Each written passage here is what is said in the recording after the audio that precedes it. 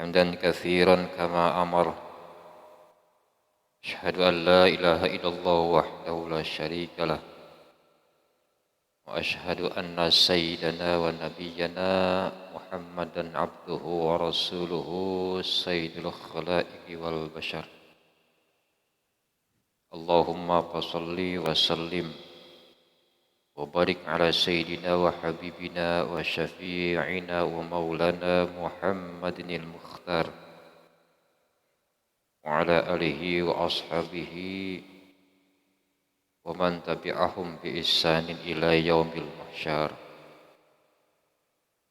أما بعد، فقد قال الله تعالى في كتابه الكريم: أعوذ بالله من الشيطان الرجيم، يرفع الله الذين آمنوا منكم والذين أوتوا العلم درجات.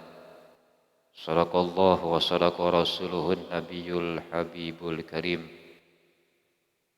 ونحن على ذلك من الشاهدين والشاكرين، والحمد لله رب العالمين. بسم الله، لا إله إلا الله،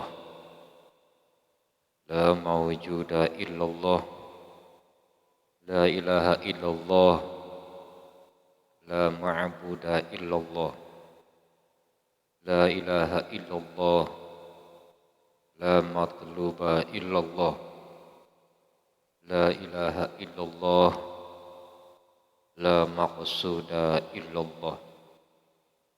بسم الله توكلنا على الله، لا حول ولا قوة إلا بالله. أستغفر الله العظيم، أستغفر الله العظيم، أستغفر الله العظيم وأتوب إليه. إلى حضرة النبي مصطفى رسول الله صلى الله عليه وسلم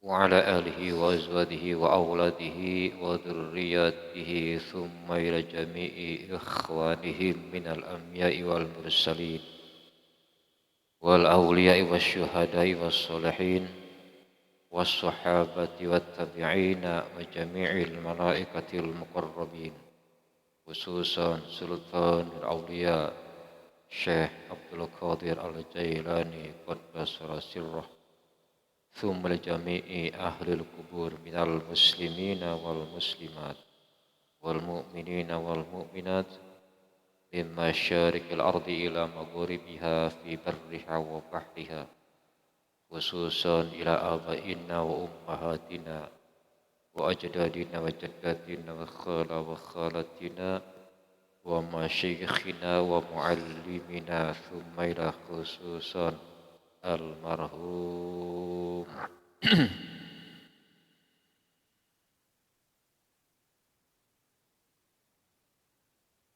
Susan almarhum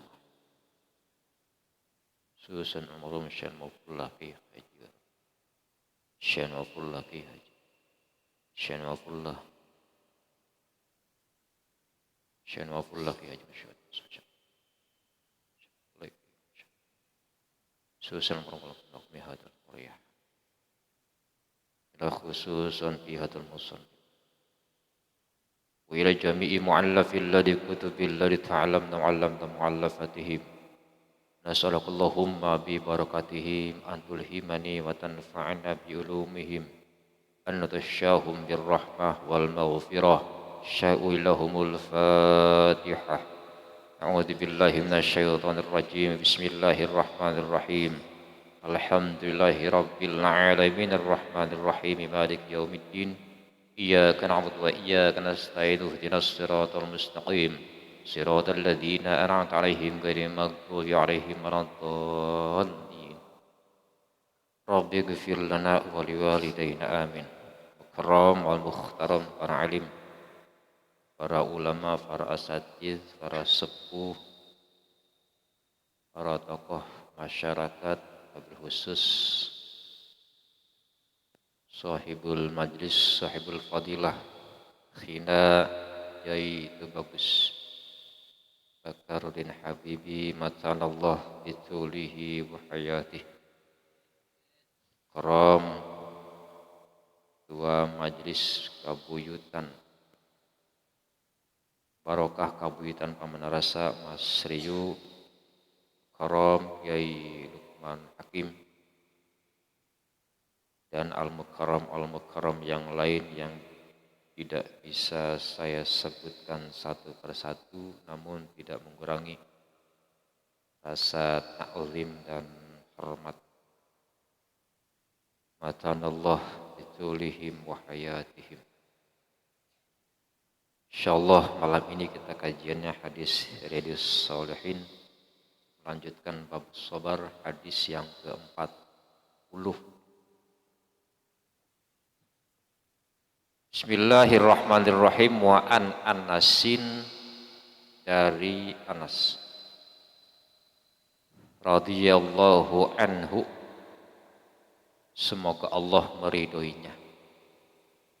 Qala, berkata Anas, qala, telah bersabda Rasulullah sallallahu alaihi wasallam, Rasulullah sallallahu alaihi wasallam, la yataman naina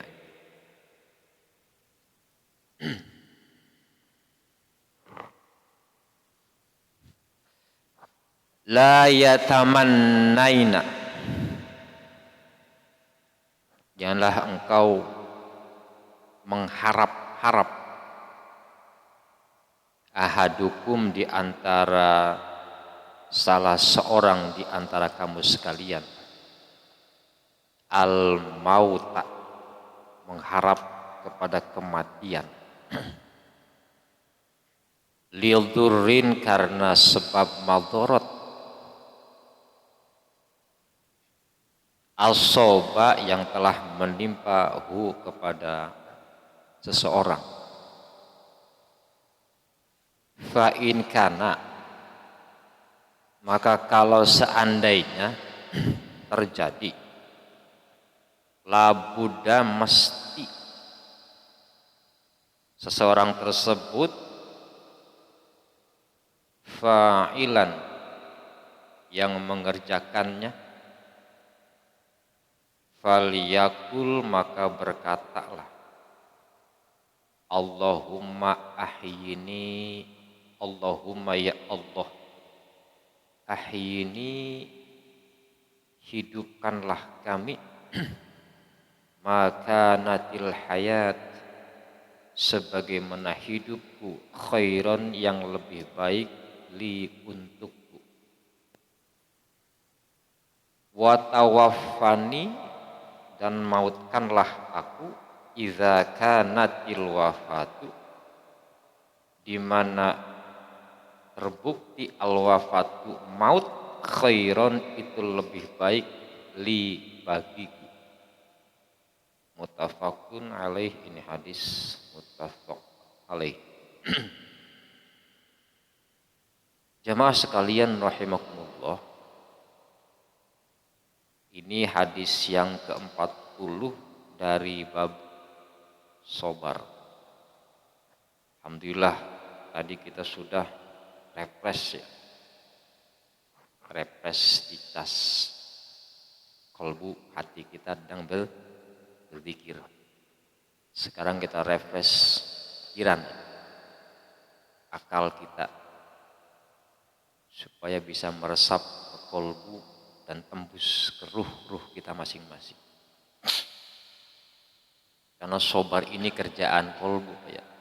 Sabar ini kerjaan batin. Sabar ini pekerjaan yang tembus ke ruh kita masing-masing. Dan hadis yang ke-40 ini dari sahabat Anas radhiyallahu an, pernah beliau menyaksikan Rasulullah bersabda yang kaitannya dengan sabar. Apa kata Rasulullah?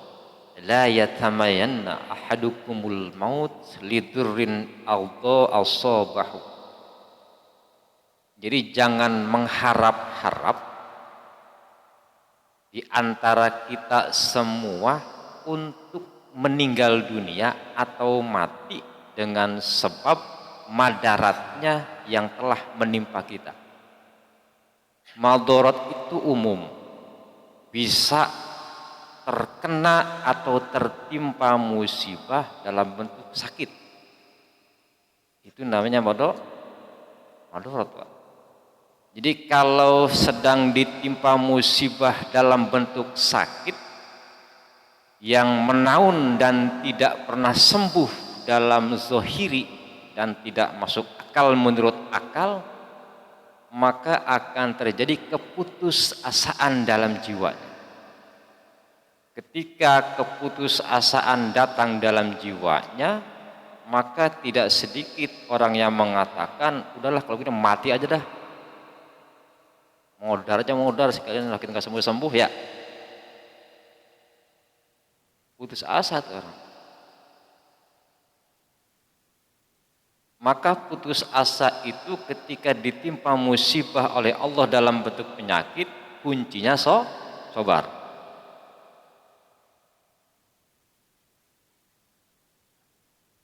Jadi orang yang tidak sabar ketika ditimpa musibah dalam bentuk penyakit yang efek negatifnya bisa menimbulkan bunuh diri. Jadi bunuh diri itu dalam hadis yang lain ada 3. Ada dalam hadis Rasulullah, bila mana seseorang membunuh dirinya dengan besi ya, pisau, golok, paku, peluru, bom, dengan cara bunuh diri, maka kata Rasulullah Shallallahu Alaihi Wasallam, manusia yang mati bunuh diri dengan pakai besi, nanti di yaumil qiyamah itu yang dipakai bunuh diri akan diteruskan oleh dia menusuk dirinya sendiri di neraka jahanam, Pak. Kalau dengan pisau mungkin ketika bunuh dirinya di neraka jahanam akan terus menerus pisau itu ditusukkan ke tubuhnya. Bahasa di hadis itu kholidan yukhalladun fiha abada, selama-lamanya di neraka jahanam terus menerus menusukkan dirinya karena asbab dia bunuh diri dengan pisau. Kalau golok sama dengan golok, kalau peluru ya sama dengan peluru, kalau dengan bom sama dengan bom, terus menerus. Karena orang yang mati bunuh diri itu dalam satu riwayat tidak akan pernah diterima jasmani, jasadnya dan ruhnya. Ke atas enggak diterima, ke bawah apalagi. Gantung itu ruh. Karena sebab bunuh diri. Kedua, kata Rasul, bunuh dirinya dengan sebab terjun dari gunung. Dari keatasan, ya. Ada yang terjun dari gunung, ada yang terjun ke kali, ada yang terjun ke kobak, ada yang terjun dari hotel lantai sekian. Kalau asbab bunuh diri terjun dari ketinggian, maka nanti di neraka jahanam sama akan seperti itu juga dia. Terjun dari atas terus ke neraka jahanam, balik lagi ke atas terus sampai hari apa? Bahasanya khalidun fayukhalladun fiha abada. Selama-lamanya di neraka jahanam, terjun terus menerus. Ini bukan tanbih dari Rasul, tapi sebuah ancaman bagi umat Rasulullah kalau mati dalam keadaan bunuh diri. Ketiga, kata Rasul, orang yang mati bunuh diri dengan asbab minum obat, minum racun. Ya, banyak yang minum racun, minum obat, Sekalian dah kasih obat sama dokter nggak sembuh, dimakan semuanya obatnya diminum. Ya, overdosis. Jadi orang yang meninggal dunia dengan asbab bunuh diri dengan minum racun, sama nanti di akhirat pun dimasukkan ke neraka jahanam. Itu racun yang dia minum ketika diminum lagi di neraka jahanam. Sampai kapan? Khalidan fiha abada. Selama-lamanya neraka jahanam, terus minum obat. Na'udzubillah summa na'udzubillah. Jadi jangan sampai ketika sakit yang menimpa kita, ketika misalnya kuncinya sabar udah mentok nih Pak, mentok udah ya, udah syariat kemana-mana, duit habis gitu ya, buat berobat. Kadang-kadang yang sakitnya mah udah nggak bisa ngapa-ngapain, yang keluarganya udah kagak sabaran, kan begitu.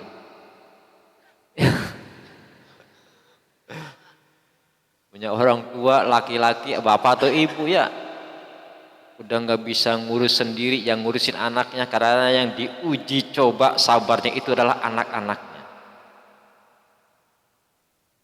Karena orang tuanya nggak sabar, nggak bisa ngapa-ngapain, pasrah. Nah, ketika saat itu ujung mentok, karena sabar nggak ujung apa ya? Kata Rasul, fa in kana la budda fa'ilan faliyakul, ucapkanlah olehmu, Allahumma ahyini ma kanatil hayat khairan li. Ya Allah, hidupkanlah saya, ya. Jika sedang sakit misalnya, hidupkanlah saya kalau hidup saya ini bermanfaat. Hidup saya ini jauh lebih baik daripada sebelum mati. Jadi hidup itu lebih baik ketimbang kita mati. Karena siapa tahu ketika misalnya mati belum siap amal perbuatan untuk dibawa kita ke alam barzakh atau ke alam akhirat. Karena tidak ada yang menjamin, ya kan itu. Ketika sakit bunuh diri, ketika sakit bunuh diri, ketika misalnya caleg nggak dapat bunuh diri, perebutan kekuasaan nggak dapat bunuh diri, stres, macam-macam ya. Maka itu tidak dianjurkan oleh Allah dan Rasulnya untuk bunuh diri, karena nyawa itu adalah hak prerogatif Allah Subhanahu wa ta'ala. Maka kata Rasul, doanya itu aja, Allahumma ahyini ma kanatil hayat khairan li. Ya Allah, hidupkanlah saya kalau hidup saya ini jauh lebih baik untuk saya. Atau doanya begini kata Rasul, Allahumma ya Allah, tawaffani idza kanatil wafatu khairan li. Ya Allah, wafatkanlah saya, mautkanlah saya kalau maut saya itu, mati saya itu jauh lebih baik ketimbang saya hidup. Baru kita pasrah kepada Allah. Jadi jangan terlalu berharap untuk mengambil jalan pintas. Gitu Pak ya. Sama Pak, kita juga sama. Tidak boleh mengharap yang berlebihan. Satu, misalnya kepada guru. Tidak boleh mengharap yang berlebihan kepada obat. Kenapa Pak? Karena kalau kita berharap berlebihan kepada obat, khawatir ketika minum obat habis panik. Wah, obat habis nih, panik, duit nggak ada, akhirnya stres. Bukan tambah sembuh, tambah sakit. Kalau misalnya dari awal dasarnya kita tidak terlalu mengharap kepada obat, insya Allah ketika misalnya obatnya habis, nggak panik. Kenapa? Karena yang kita harapkan adalah Allah. Allah dulu yang kita harap, Allah dulu yang kita gantung, baru ke asbab obat. Sama Pak, sama guru begitu ya. Jangan terlalu berharap bergantung kepada guru. Guru hanya asbab, guru hanya wasilah. Kenapa jangan terlalu berharap? Supaya nanti ketika guru itu hilang, ketika guru itu maut, kita nggak terlalu kaget, nggak terlalu panik. Ya, orang tua kah begitu sama. Ketika ditinggal orang tua, kita nggak panik. Kenapa? Karena kita tidak berharap besar, tidak bergantung besar terhadap manusia. Yang kita bergantung besar, mengharap besar itu hanya kepada Allah. Baru kita kepada manusia. Jadi enjoy aja gitu. Kalau nangis ditinggal guru, nangis ditinggal orang tua, ya biasa aja lah, manusiawi kan begitu. Tapi jangan terlalu berlebihan. Itu hadis Rasulullah Shallallahu Alaihi Wasallam. Madorotnya panjang-panjang ya. Madorot bisa dicoba sakit, bisa dicoba kehilangan jabatan, bisa dicoba yang tadinya kaya jadi miskin, macam-macam Pak. Dan pasti semua akan kita rasakan. Hanya siap-siap itu aja. Kuncinya sabar, jangan sampai terjerumus kepada hadis Rasulullah Shallallahu Alaihi Wasallam yang ujungnya bunuh diri. Satu. Hadis selanjutnya. Hadis yang ke-41 nih ya. Bismillahirrahmanirrahim. Wa an Abi Mas'ud radhiyallahu anhu, dari Abi Mas'ud radhiyallahu anhu qala, berkata ia, lamma kana yaumu Hunain,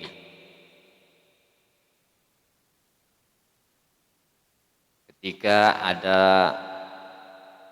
peristiwa yaumu Hunaini, pada perang Hunain, Athara, telah memilih.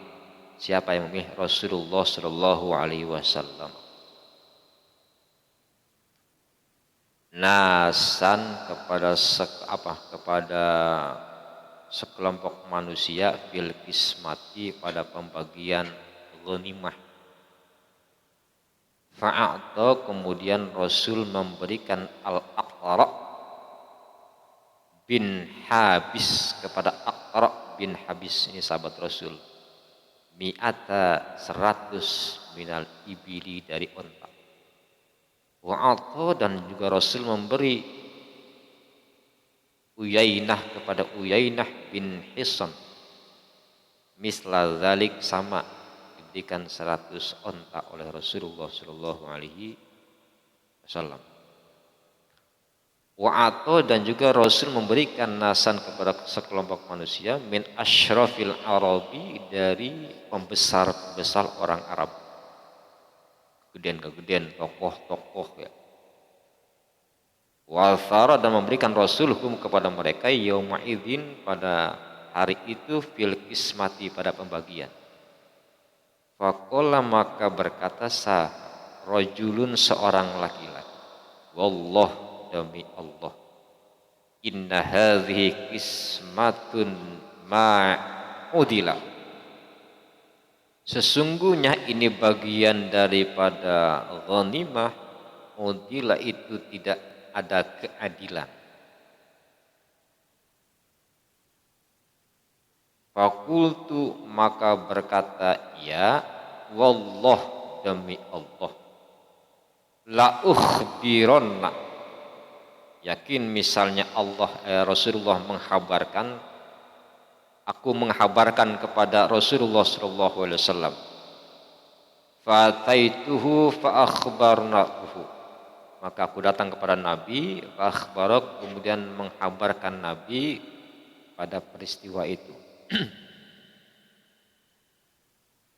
Bima qala, dari perkara qala yang bersabda Nabi, fataghayyara, maka berubahlah wajhuhu, wajahnya Nabi, hatta kana kasarfi, sehingga Nabi itu kasarfi, agak sedikit merah mukanya, wajah.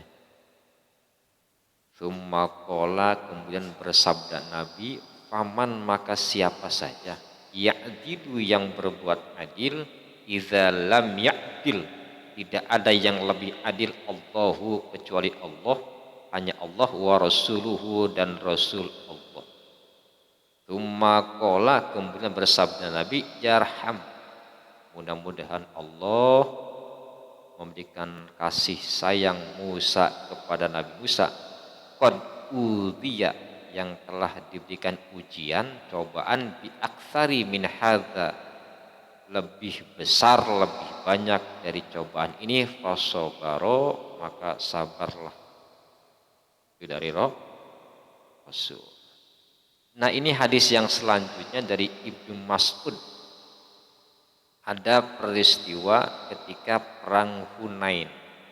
Habis perang Hunain itu yang dimenangkan oleh kelompok Rasulullah dan para sahabat. Kemudian ada disebut pembagian ghanimah. Ghanimah itu harta rampasan perang, namanya ghanimah.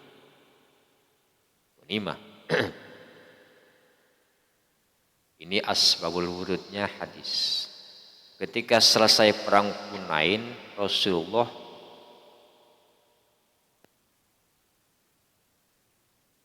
memberikan bagian 100 ekor onta kepada 3 orang. Satu kepada Aqra, kedua kepada Ubainah, dan yang ketiga kepada pembesar atau tokoh orang Arab. Kalau kata kita mah tokoh itu sebetulnya udah cukup makmur lah dari segi materi. 100 ekor onta masing-masing 3 orang. Nah, ketika peristiwa itu ada seorang laki-laki ngomong dengan para sahabat yang lain, Allah, ini demi Allah, tidak adil ini pembagian Rasulullah ke 100 onta itu ke 3 orang. Kalau kata kita, masa dia 100 kita 1 gitu ya, masa dia 100 kita 2, gimana keadilannya kan?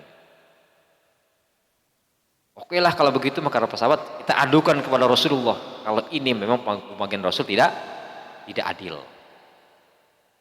Nah, bahasa adil itu kan relatif, ya. Jadi bahasa adil itu bukan berarti sama rata. Kita punya anak 3 nih ya, 1 yang kuliah, 2 SMA, yang ketiga SD. Gak mungkin kita punya anak 3 yang kuliah, SMA dan SD bekalnya sama, benar gak? 1000. Nah, kira-kira dikasih 1000 perak, yang kuliah ngambek gak? Ini buat apa 1000 perak kan gitu? Hah? Gak dapat apa? Merokok ya, merongkos, macam-macam. Yang SMA sama, ya 1000 perak dapat apa? Tapi yang anak SD cukup jajan es permen udah selesai dia. Jadi bahasa adil itu bukan berarti sama rata, disesuaikan dengan kondisi kebutuhannya. Itu namanya adil. SD 1000 cocok, SMP goceng dah, kuliah 20.000 sedang. Ya. Jadi adil itu bukan berarti rata, disesuaikan dengan kebutuhannya. Maka sahabat ini ketika mengadu kepada Rasulullah, Rasulullah agak merah. Ya Rasul, ini ada seorang yang nanya, pembagianmu ketika dapat ghanimah dari perang Hunain, ke dia 100 kayak emang kebagian. Nah, satu gitu kan.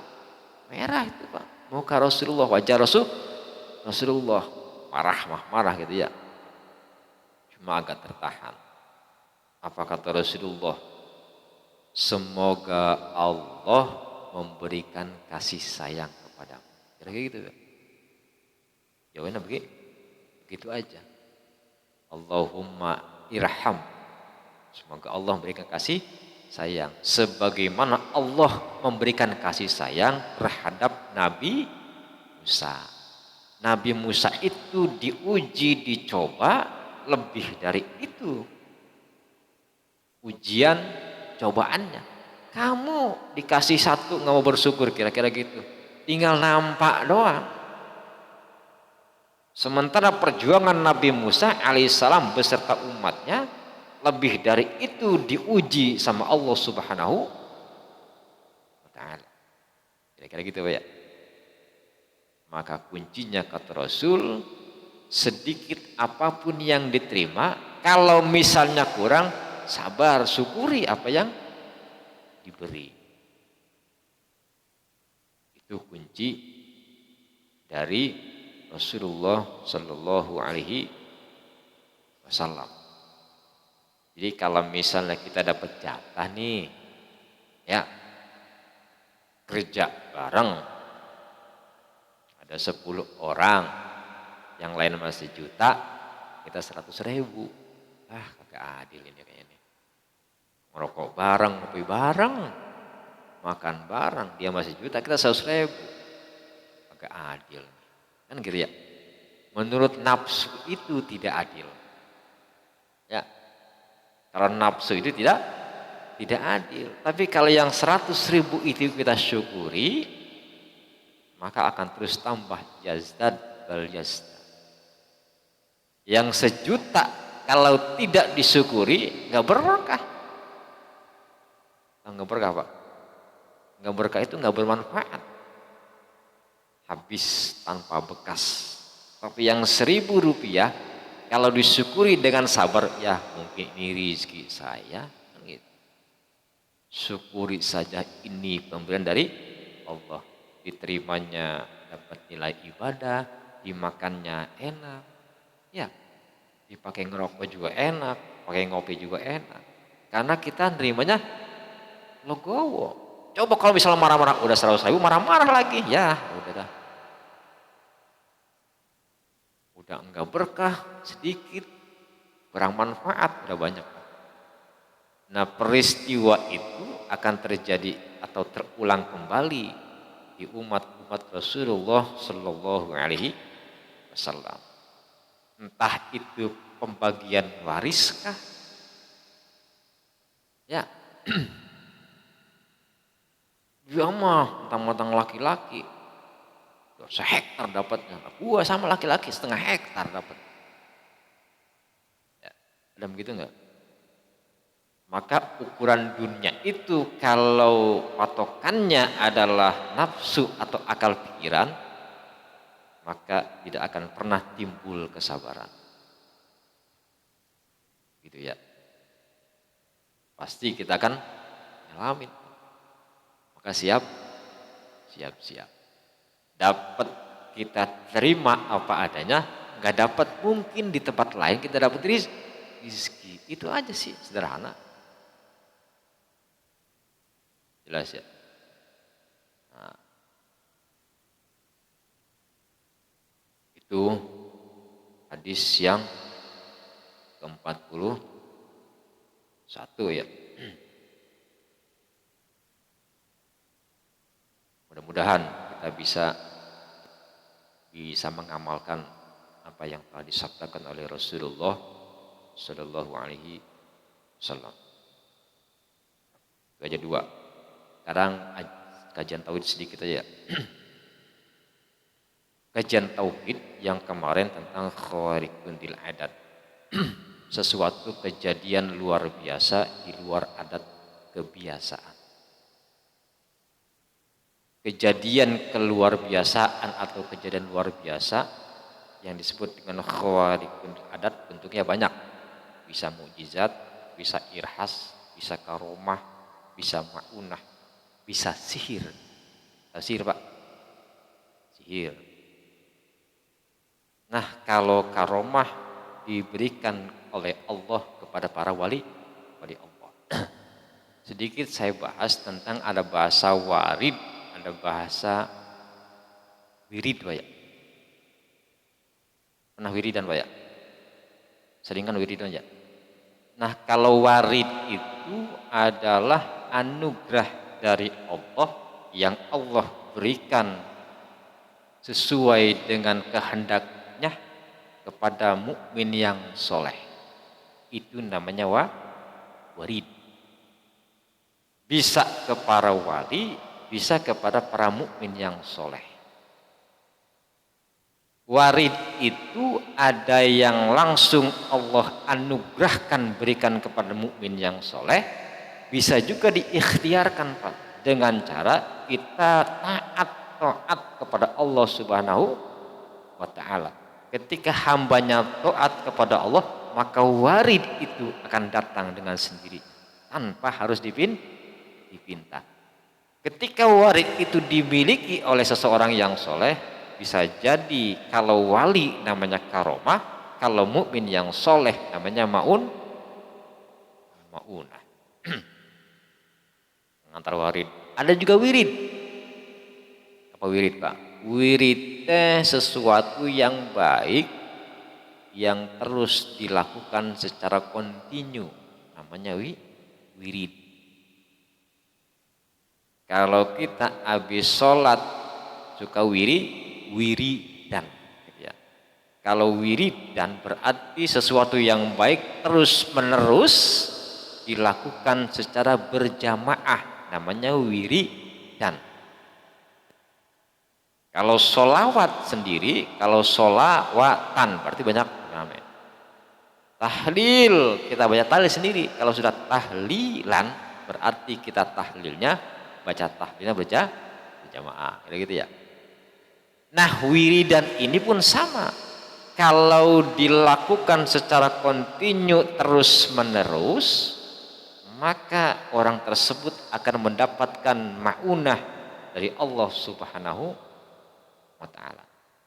Sama Pak, ma'unah juga sama. Termasuk bentuk khawarikun lil adat, kejadian luar biasa yang di luar adat kebiasaan manusia. Menurut akal tidak mungkin, tetapi mungkin saja kalau Allah berkehendak. Satu riwayat lama yang almarhum al-maghfurullah al-habib Kaf yang di Jawa Timur, ya, tahu nggak Habib? Habib Za'far Al-Kaf itu seorang Habib Waliullah Majdub.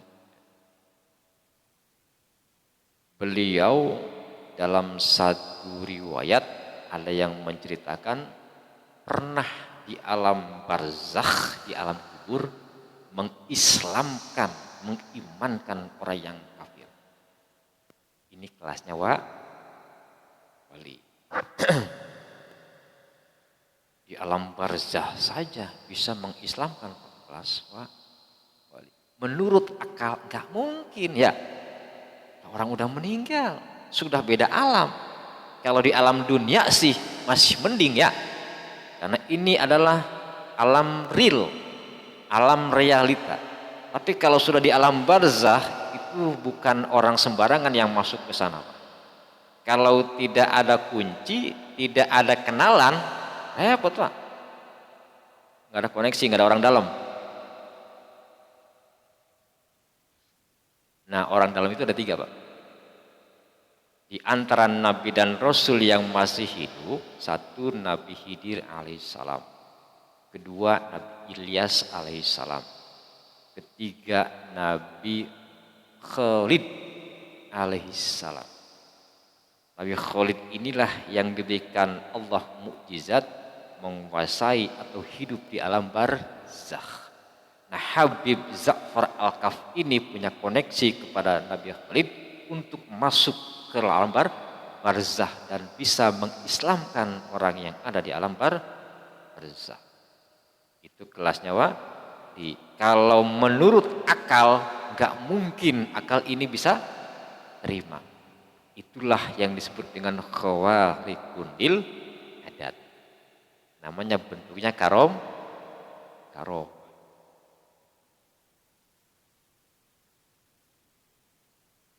Nah, kalau misalnya sihir, jelas ya. Kalau sihir itu kita harus meyakini, mengimani bahwa sihir itu ada. Wajib hukumnya kita mengimani, percaya bahwa sihir ada. Tetapi haram hukumnya ketika kita mempelajari sihir.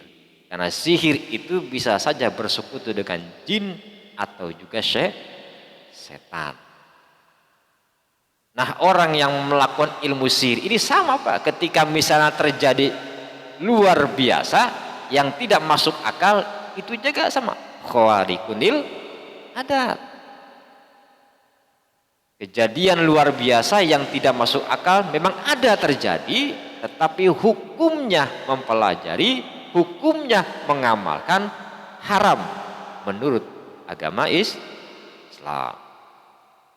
Haram ya gitu ya, bersekutu dengan jin, bersekutu dengan setan, cari kekayaan, lari ke Gunung Kawi umpama pengen kaya nih, tadinya miskin,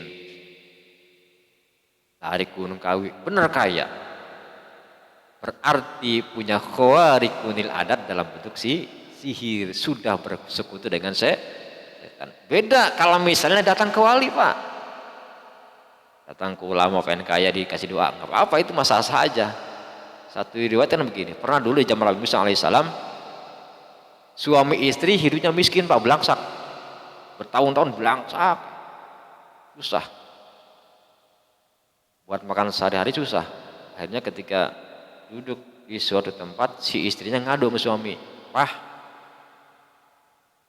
coba dong engkau ngadu ke Nabi Musa, minta doa ke Nabi Musa. Beliau itu kan Nabi dan Rasul yang bisa komunikasi langsung kepada Tuhannya. Kali kalau doa mah minta doa ke Nabi Musa dikabul, kita yang bisa jadi kaya." Kata suaminya, "Oke lah kalau begitu," gitu ya. Datanglah si suami ini ke Nabi Musa, kunjuk. Wahai Nabi Musa, tolong dong doain saya beserta si saya sudah nggak kuat, miskin terus. Kali kalau udah kaya bisa nyumbang gitu ya, ngasih sedekah ke majelis taklim, ke masjid, bangun jalan, yatim piatu, fakir miskin. Kita mau nyumbang apa, nggak punya apa-apa. Kata Nabi Musa, udah kamu lebih baik miskin, kata Nabi Musa. Kamu sudah kalau dikasih miskin sabar, belum tentu ketika dikasih kaya. Kekeh tuh Pak, seorang itu pengen minta doain supaya pengen kaya. Nggak tega juga Nabi Musa ya. Langsung Nabi Musa bermunajat kepada Allah, "Ya Allah ya Rabb, ini si fulan pengen kaya, tolong kabulkan permohonan kami," kira-kira gitu. Benar Pak, kata Allah, "Aku kabulkan permintaan wahai Musa kepada seorang situ, tetapi aku kasih jatah, dikasih kaya selama setahun saja. Habis setahun selesai, nanti miskin lagi." Ya apa adanya kata Nabi Musa ya, ngomong dah ke orangnya. "Udah Pak, udah saya doain," kata Allah, "kasih sih kekayaan kamu, dikabul hajat kamu, permintaan kamu setahun saja." "Oh nggak apa-apa dah."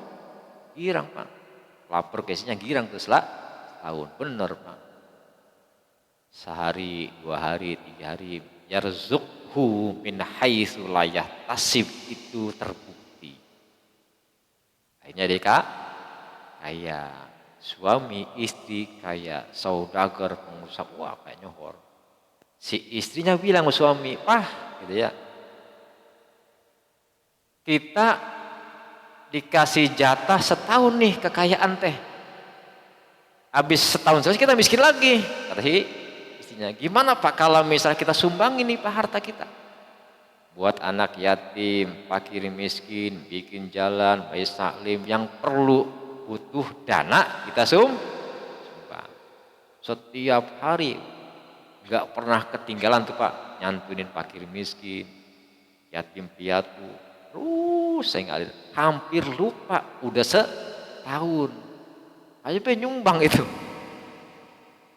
Nah si istri nanya, "Lah Pak, ini udah setahun nih lebih nih, lebih sehari, ini belum habis duit ini," terus sumbang tuh. Ngadu ke Nabi Musa, "Ya Musa, ini aku sudah dikasih jatah setahun lebih tapi masih kaya." "Iya ya, kok bisa begitu?" gitu. Ngadu lagi Nabi Musa, "Allah ya Allah ya Rabb, Ini hambaku yang tadi minta kaya dijatah 1 tahun olehmu kekayaannya, tetapi sekarang belum miskin lagi. Kata Allah, aku malu wahai Musa kepada hambamu ini, karena setiap hari mereka sedekah jariyah, infak dan lain sebagainya. Kalau aku ambil harta ini selama 1 tahun, maka aku malu terhadap hambaku ini yang ahli sodakoh. Nah, itu bentuk doa atau minta doa kepada orang yang alim, itu sah. Ya, khawarikunil adat kalau digunakan dengan kebaikan. Dikasih doa jadi kaya tetapi pelit, nah itu bahaya itu. Bisa jadi miskin lagi ntar itu ya. Banyak ya, ya kayak masyhur itu, betul Pak, bisa diijabah doanya tentang masalah dunia kecil, dunia begitu kan ya, bagi orang-orang soleh mah nggak ada apa-apanya gitu kan. Itu namanya khawarikulil adat. Jadi yang sihir-sihir itu, satu, bisa saja orangnya soleh tetapi ilmunya bukan dari Islam atau agama ilmu kisit itu ya, yang jauhkan, sumbernya bukan dari agama, ketika punya kekuatan bisa jadi sihir. Jadi yang boleh dilakukan khawarikunil adat itu, kalau kita misalnya ingin dapat irhas apa mauna, satu, kitanya nih Pak, subjeknya harus betul-betul taat kepada Allah Subhanahu wa taala. Kalau nggak taat bahaya. Kedua, sumber yang kita dapat betul-betul murni pure dari alim ulama. Karena kalau dari alim ulama, para kiai, para sepuh, pasti isnad atau sanad keilmunya sampai ke Rasulullah Shallallahu Alaihi Wasallam. Ketiga, digunakannya untuk kebaikan. Misalnya ternyata setelah dapat doa kita pandai ngurut orang diurut kita jadi sembuh Pak, diurut sembuh, alhamdulillah. Tapi kalau misalnya ketika misalnya suruh ngurut minta target, nah itu bahaya. Target Pak, di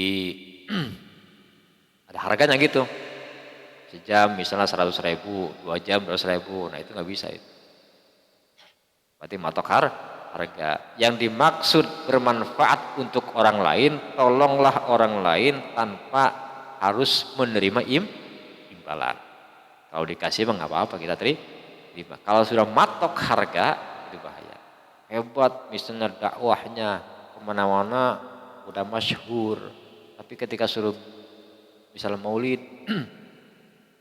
rajaban, undang ceramah, target sekian juta,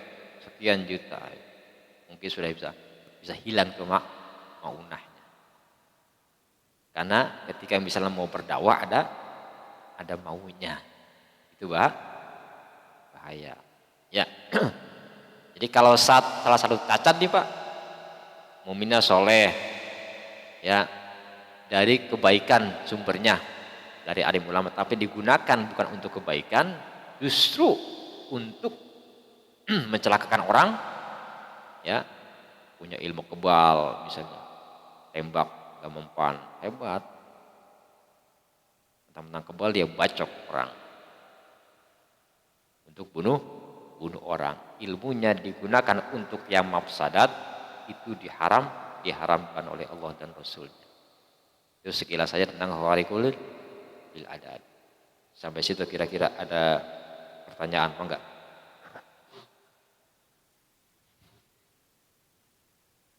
Bismillah.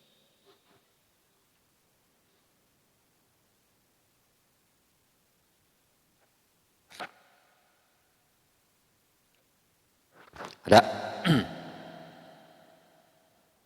sekilas tentang tadi hadis tentang sobar atau yang barusan dibahas enggak?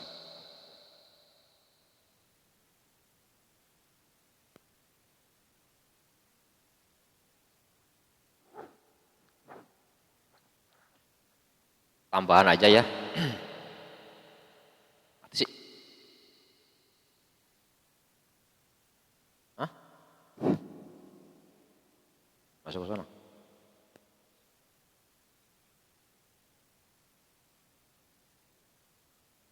Hah? Masuk ini.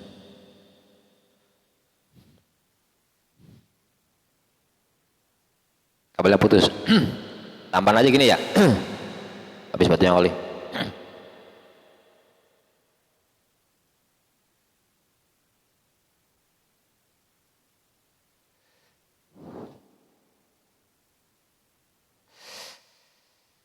Jadi salah satu keuntungan bagi orang yang berzikir kepada Allah, mudah-mudahan kita termasuk di dalamnya apa ya. Bahasa zikrullah itu tadi sudah kita lakukan ya. Kita sebelum pengajian kita zikir dulu kepada Allah Subhanahu wa taala. Artinya mengingat Allah. Ini tanbih saja. Biasakan kita di samping zikrul lisan, zikrul qalbi. Lisan berzikir dengan tahlil dan lain sebagainya. Qalbu juga mengikuti gitu ya. Karena ada sebagian ahli tasawuf menjelaskan barang siapa yang zikir hanya lisan saja tetapi qalbunya tidak ikut berzikir, lisannya mah ikut tahlil, tasbih, takbir, tahmid dan lain sebagainya, batin qalbunya ke pasar, ke terminal, di jalan gitu ya, di rumah, itu bagian daripada munafik asghar, munafik kecil. Jadi supaya tidak tergolong munafik kecil, ketika zikrullah itu konsentrasi fokus lisannya zikir, qalbunya ikut zikir. Maka kata Rasulullah kepada Sayyidina Ali berpesan, ya Ali, ketika engkau berzikir, pejamkan kedua matamu. Jadi untuk menggapai kekhusyuan, mata harus dipejamkan. Jangan melek. Kalau melek kan kemana-mana Pak ya. Ini teknis saja. Ada yang ngomong, saya justru kalau misalnya merem agak khusyuk dikirnya. Nah berarti belum connect antara akal dan qalbunya. Karena di mana-mana yang zikrullah konsen itu matanya merem, tidak melek. Biarkan mata ini tertutup, rapat, gelap, tapi qalbu ini terang. Kayak gitu ya. Kedua, kalimah la ilaha illallah itu banyak penerjemah atau penafsiran. Ketika zikrullah itu sebelum tahlil itu kita mulai dengan lisan, saran saya pribadi isbatkan dulu, tetapkan dulu kalimah Allah di dalam qalbu.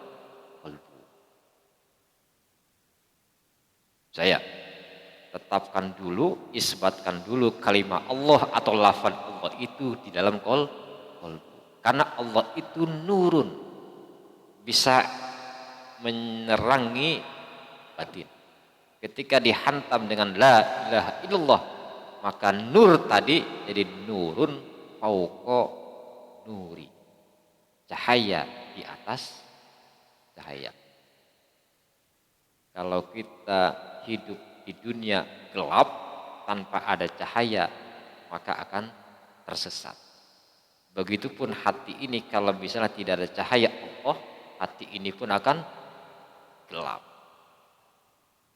Ada satu riwayat begini, Rasulullah pernah bersabda, bicara halakoh di depan para sahabat, wahai sahabat, nanti di yaumul qiyamah ada hamba umatku yang seumur hidupnya durhaka. Tahu durhaka Pak? Durhaka itu ya. Tahu durhaka? Pendosa pokoknya. Ketika di mizan itu, di timbangan, yang berat itu adalah amal yang pendosa itu tadi. Jadi seujung mata memandang, hidup dia itu seumur hidupnya dosa. Jadi saksinya air bersaksi dia pendosa, tanah bersaksi dia durhaka, pohon bersaksi dia pendosa, langit bersaksi dia durhaka, manusia pun sama, dia adalah manusia durhaka. Maka di mizan itu timbangannya lebih berat durhakanya, dan kebaikan hampir enggak ada. Ini secara zohir. Di bawah malaikat tuh tarik, dipendek ke rantai dari api, dimasukkan ke neraka jahanam. Ayo yang kedua, kayak gitu ya, neraka loh. Mereka nggak bengis Pak kalau ngeliat orang durhaka ya, tarik kan begitu. Pas mau dimasukin ke jurang api neraka, Allah berfirman, wahai malaikatku, sudahkah engkau cross check kalbunya, batinnya orang ini? Apa kata malaikat? Belum ya Allah, belum aku cross check kalbu batinnya. Silakan kau belah dadanya. Dibelah pak dadanya, jantungnya berdetak. Bukan detak begini ya, tapi berucap Allah, Allah, Allah. Jantungnya berdetak kalimat Allah. Satu riwayat lain bertahlil jantungnya apa? La ilaha illallah. La ilaha illallah. Kata Allah, ambil jantungnya, kau kembali ke mizan, timbang lagi. Timbang. Ternyata kalimat tahlil itu mengalahkan dosa dia seumur hidup. Dengan tahlil doang gitu Pak. Tapi tahlilnya bukan lisan doang, tapi kolbunya pun ikut tahlil. Akhirnya apa? Bebas Pak dari siksaan api neraka dengan berkah wasilah kalimat tahlil. Maka Nabi Musa pernah Pak komunikasi dengan Allah, ya Allah ya Rabb, coba dong berikan aku sebuah ilmu gitu ya, yang kira-kira manfaat yang jauh lebih hebat, ilmu manfaat yang lebih unggul daripada yang lain yang pernah engkau ajarkan kepadaku. Kata Allah, udah kamu tahlil aja. Kata Allah kan gitu, tahlil aja. Kata Nabi Musa, oh tahlil udah biasa ah, masih cukup berat tahlil, musola tahlil, nah, kita gitu ya, ngelek. Oh begitu kata Allah.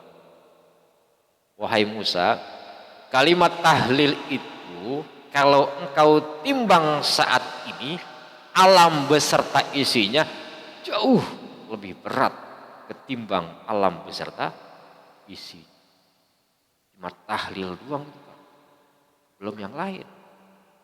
Jadi kalau tahlilnya, zikrulnya, lisannya zikir, kolbunya zikir, badannya pun ikut zikir, insya Allah akan bebas dari siksa di alam barzakh, bebas dari siksa di padang mahsyar. Insya Allah. Itu ya yang disampaikan pada malam hari ini, walaupun singkat, mudah-mudahan manfaatnya. Kalau yang mau diskusi nanti setelah selesai ya, selesai makan, bolehlah kita ngobrol-ngobrol bersantai. Ya, mudah-mudahan yang hadir pada malam hari ini khususnya umumnya jamaah lingkungan sekitar majelis dan juga keluarga kita semua, Allah berikan kita semua tambah-tambah berkah panjang umur, tambah-tambah berkah rizki, ilmu yang manfaat, yang punya niat, maksud, tujuan serta cita-cita dikabul hajat kita oleh Allah Subhanahu wa taala. Yang sedang sakit tadi wabil khusus ibunda dari Kiai Lukman Hakim, mudah-mudahan segera Allah angkat penyakitnya. Anak-anak kita, cucu yang sudah punya cucu, kita mohon kepada Allah Subhanahu wa taala, mudah-mudahan selalu Allah jaga, Allah berikan kesehatan jasmani dan rohani. Allah jadikan anak-anak kita semua anak-anak yang soleh, yang solihah, yang berbakti, yang bermanfaat untuk dirinya, keluarga, masyarakat, agama, serta nusa dan bangsa. Dan juga kita doakan kepada guru kita, ya, yaitu Bagus Bakarudin Habibi. Insyaallah beliau akan melaksanakan umrah. Mudah-mudahan dimudahkan segala urusannya, dijadikan umrahnya umrah yang makbul dan mabrur. Bi barakati Ummil Quran. Al-Fatihah.